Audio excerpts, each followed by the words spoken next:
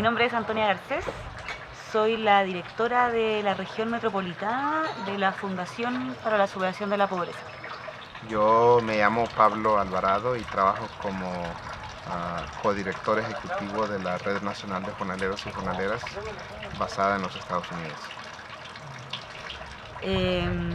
A mí la pregunta que se me venía a la mente y que la he tenido como guardada quizás desde que te conocí ayer, es sobre cuáles fueron como las motivaciones así quizás más desde el corazón que te llevaron a armar la red de jornaleros. Bueno, yo soy trabajador migrante también. He hecho todos los trabajos que cualquier trabajador migrante hace en los Estados Unidos, de jardinero, pintor, trabajador de construcción, en fábricas. He hecho todos esos trabajos y he sido también me han quedado de ver mi salario, ¿verdad? También he sido discriminado por ser quien soy. No soy un inmigrante blanco. Los inmigrantes blancos tienen otro tipo de trato. Entonces, es decir, esa motivación, ¿verdad? Y el deseo de que pues, la gente humilde sea respetada. Los trabajadores, que cuando les suceda algo, algún tipo de abuso, de injusticia, tengan un lugar donde ir. Y ese lugar donde ir es lo que hemos construido en los Estados Unidos. Hemos establecido alrededor de 70 centros de trabajadores, donde el trabajador tiene ese espacio para organizarse y pelear desde sus propios intereses. Entonces, pues, eso. Nosotros en Chile esa idea como de tener un lugar donde ir, creo que es algo que todavía nos falta, en el sentido de que tenemos lugares donde ir, pero son más institucionales, si se quiere. Estoy pensando como una diferencia. Pues yo pienso que mientras sigamos haciendo eso, vamos a seguir cayendo en asistencialismos, en caridad, y una teoría de cambio que no ponga al sujeto que sufre en el centro es una teoría de cambio que va a fallar, ¿verdad? Pero cuando el sujeto, la persona que sufre las inclemencias de las políticas injustas que estamos tratando de políticas y prácticas injustas que estamos tratando de resolver, va a ser siempre un cambio superficial. Pero cuando la gente impactada entiende las raíces de sus circunstancias de vulnerabilidad, pero también entiende su capacidad de cambio, de su poder, en esa medida es como yo pienso que los cambios se van a dar. Y las instituciones, los centros de trabajadores deben de estar al servicio de la construcción de ese poder, ¿verdad? Uno de los problemas grandes que tiene la comunidad migrante, tanto que está establecida en los lugares donde se fueron, pero también la gente que ve en tránsito, es el miedo. Cuando la gente tiene miedo, no se puede defender. Si la gente tiene miedo o odio en su corazón, no se puede defender.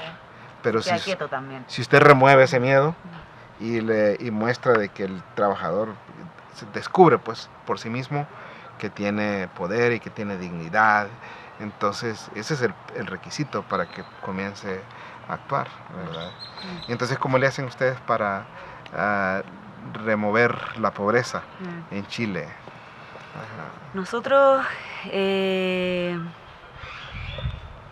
creemos que las personas y las comunidades, sobre todo, porque tratamos siempre de romper un poco esa lógica quizás tan individual de la persona, como que es la que tiene que resolver sus problemas como si estuviese sola y no fuese parte de una comunidad, de un sujeto más colectivo.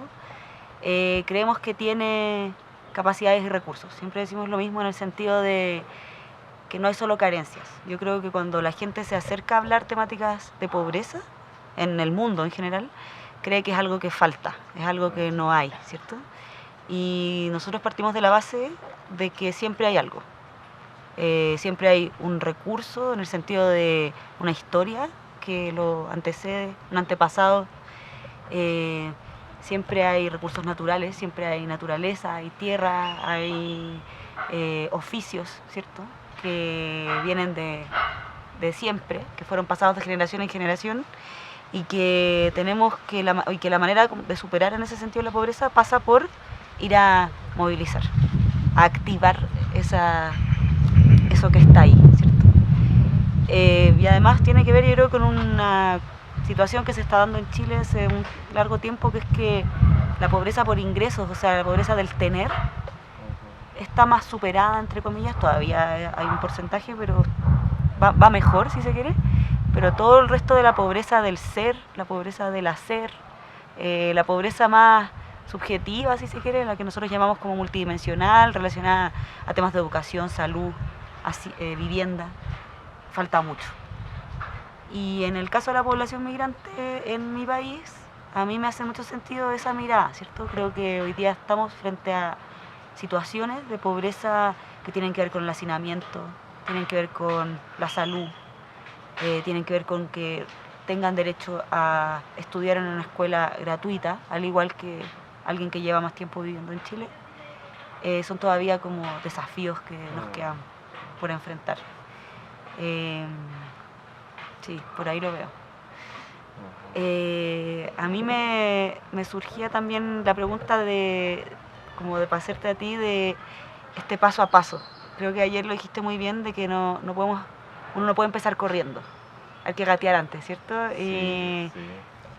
Y hablaste muy bien, quizás, no tiene por qué ser una receta, yo creo que los manuales realmente no existen como para la temática migratoria, creo que cada contexto tiene su particularidad propia, pero creo que sí hay algunas nociones que podemos todos seguir. Y ayer Pues yo creo que muchas veces las respuestas a los dilemas que enfrentamos son más sencillos de lo que parecen, ¿verdad?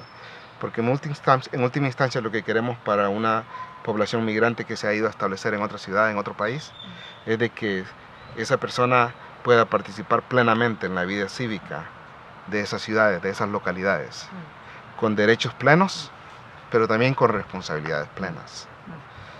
Pero para lograr eso, obviamente, hay resistencia de grupos y de fuerzas sociales en esas localidades.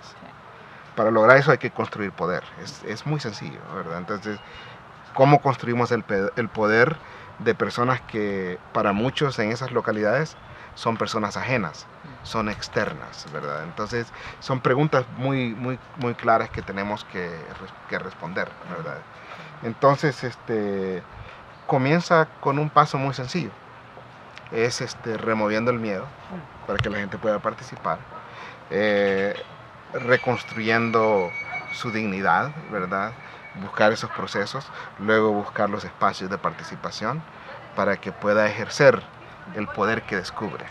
Entonces, hay muchos ejemplos de eso por todos lados. No es algo nuevo, es algo que ya lo conocemos en todos los países. Sí, es real.